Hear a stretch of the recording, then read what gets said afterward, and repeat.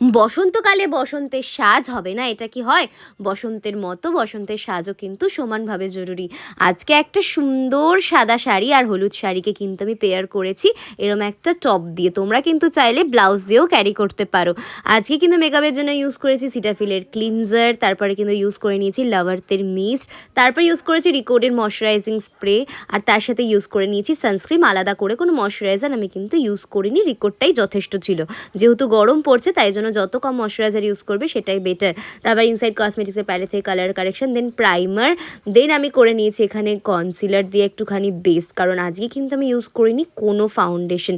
আর তারপর ইউজ করেছি ম্যাকের কম্প্যাক্ট, যেটা দিয়ে কিন্তু পুরো বেসটাকে আমি সেট করে নিয়েছি। তারপর আমি ইউজ করে নিয়েছি কন্ট্রোরিং, আর এখানে কিন্তু কন্ট্রোরিংয়ের জন্য আমি ইউজ করেছি সুইস বিউটির প্যালেট, দেন ইনসাইড কসমেটিক্সের প্যালেট থেকে ব্লাশার, দেন সুইস বিউটির হাইলাইটার। একদম পিচি পিঙ্ক একটা শেড আমি চোখের লিড আর তলায় দিয়ে দিলাম। তারপরে লাইনার পরে নিলাম, সেটাকে আবার ভালো করে স্মার্জও করে নিলাম। তারপর এখানে করে নিয়েছি আমি মাস্কারা। একে একে কিন্তু লুকটা প্রায় কমপ্লিট হয়ে গেছে। দেন পরে নিলাম লিপস্টিক আর তারপরে টিপ। আর লুকটা কমপ্লিট হওয়া অবধি কিন্তু তোমাদের অপেক্ষা করতেই হবে। আর আমি কিন্তু করে নিয়েছি এখানে সুন্দর একটা হেয়ারস্টাইল, আর তোমরা যদি চাও এটা টিউটোরিয়াল আমি কিন্তু অবশ্যই দেব।